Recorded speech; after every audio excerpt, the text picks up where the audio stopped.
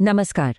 तुला राशि के जातकों के लिए 25 से 31 जनवरी का ये हफ्ता भविष्य की भविष्यवाणी सुनने का नहीं, बल्कि अपने भविष्य को खुद एक दिशा देने का है। ये एक मौका है कि हम इस हफ्ते की ऊर्जाओं को समझें और उन्हें अपने पक्ष में मोड़ें। तो चलिए देखते हैं कि ये कैसे किया जा सकता है। इस पूरे हफ्ते का जो सार है, जो मूल मंत्र है, वो इसी एक विचार में छिपा है। देखिए, तुला राशि का जो स्वाभाविक गुण है वो है संतुलन, सामंजस्य, और यही गुण इस हफ्ते सबसे बड़ी शक्ति बनने वाला है। बस एक बात याद रखनी है, बाहरी दुनिया में संतुलन साधने से पहले हमें अपने अंदर, अपने भीतर वो सामंजस्य स्थापित करना होता है। तो सवाल ये है कि इस हफ्ते की ये खास ऊर्जा आ कहाँ से रही है। देखिए, आकाश में इस समय शुक्र और गुरु की एक बहुत ही अद्भुत जुगलबंदी चल रही है। एक तरफ है शुक्र, जो प्रेम, सौंदर्य और रिश्तों को सींचते हैं, और दूसरी तरफ है गुरु, जो ज्ञान, समझ और विकास का रास्ता दिखाते हैं। जब ये दोनों मिलते हैं तो एक बहुत ही शक्तिशाली, एक दोहरी ऊर्जा पैदा होती है। और यही बात इस हफ्ते को इतना खास बना देती है। देखिए, एक तरफ तो शुक्र और गुरु का ये संयोग जीवन में सद्भाव और तरक्की के नए दरवाजे खोल रहा है, लेकिन सिक्के का दूसरा पहलू भी है। यही शक्तिशाली ऊर्जा कभी-कभी अनिश्चितता और थोड़ा भ्रम भी पैदा कर सकती है। तो इसका मतलब क्या हुआ? इसका मतलब है कि ये हफ्ता किस्मत का नहीं, बल्कि हमारे चुनाव का है। हम संतुलन और स्पष्टता को चुनते हैं या फिर अनजाने में भ्रम की तरफ बढ़ते हैं। चलिए अब जरा गहराई में उतरते हैं और देखते हैं कि ये ऊर्जा हमारे व्यक्तिगत संबंधों पर, हमारे रिश्तों पर कैसे असर डाल रही है। रिश्ते, आप जानते हैं, वो आईने की तरह होते हैं, जहां हम अपने अंदर के संतुलन को सबसे बेहतर तरीके से देख और साध सकते हैं। ये हफ्ता हमें अपने रिश्तों को संवारने और मजबूत करने का एक सुनहरा अवसर दे रहा है। इस हफ्ते रिश्तों में जो सबसे अहम चीज रहेगी वो है सच्चाई, ईमानदारी। यही आपकी गाइड बनेगी। भाई बहनों के साथ आपके संबंध और गहरे होंगे, उनका सहयोग मिलेगा। हाँ, बस माता के स्वास्थ्य का थोड़ा ध्यान रखने की जरूरत है। अपने पार्टनर के साथ, अपने साथी के साथ अगर दिल से बात की जाए तो वो आपके रिश्ते को एक नई गहराई देगी। और जो लोग सिंगल हैं, उनके लिए भी एक संकेत है। हो सकता है कोई पुराना रिश्ता, कोई पुराना कनेक्शन एक नई उम्मीद बनकर वापस आए। याद रखिए, हर रिश्ते की नींव इस हफ्ते आपकी सच्चाई ही बनेगी। अच्छा, रिश्तों के बाद अब बात करते हैं हमारे काम की, हमारे कर्म क्षेत्र की।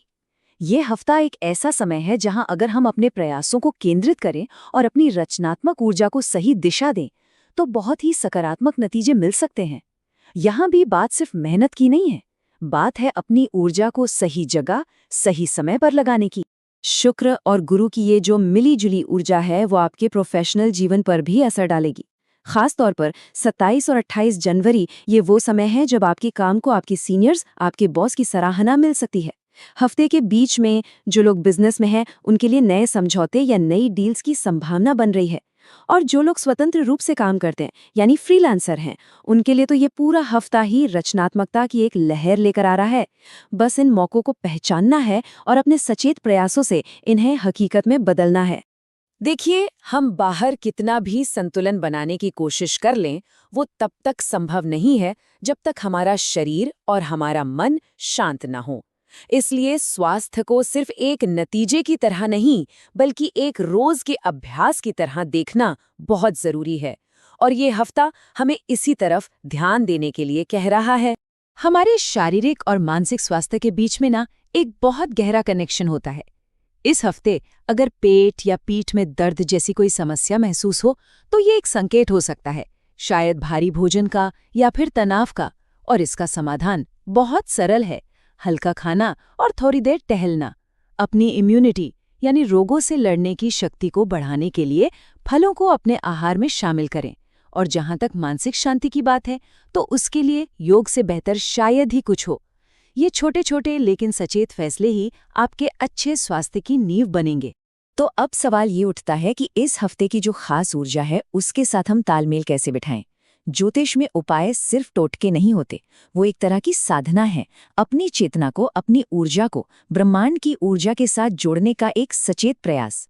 यहाँ दो बहुत ही सरल साधनाएं हैं जो आपको इस हफ्ते की ऊर्जा से जुड़ने में मदद करेंगी। पहला, शुक्र की ऊर्जा, जो प्रेम और समृद्धि से जुड़ी है, उसे अपने जीवन में आमंत्रित करने के लिए हर सुबह ओम शुम शुक्राय नमः का 11 बार जाप करें। और दूसरा, घर में शांति और स्थिरता का माहौल बनाने के लिए घर के दक्षिण पश्चिम कोने में सफ़ेद फूल रखें और बुधवार के दिन हनुमान चालीसा का पाठ करें। याद रखिए, ये अभ्यास बाहरी दुनिया को बदलने के लिए नहीं है, ये अपने भीतर सद्भाव और संतुलन पैदा करने के लिए है। तो ये हफ्ता आपके सामने ऊर्जा भी रख रहा है और अवसर भी। अब आखिरी और सबसे ज़रूरी सवाल ये है कि आप संतुलन की इस शक्ति का इस्तेमाल कहाँ करेंगे? अपने रिश्तों में, अपने काम में, या सबसे पहले अपने भीतर? इसका जवाब सिर्फ और सिर्फ आपके पास है। चुनाव आपका है।